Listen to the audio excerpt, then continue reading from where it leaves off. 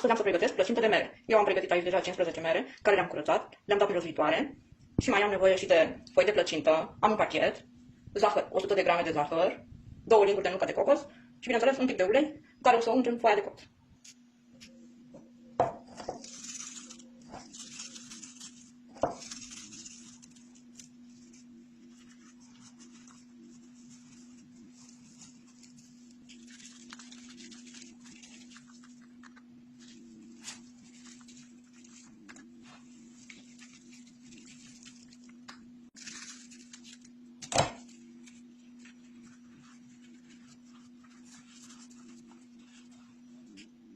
Am pus și puțin ulei deasupra.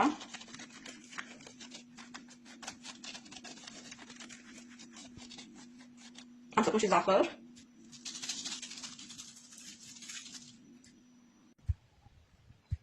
Am pus și nuca de cocos. Să aveți o zi bună!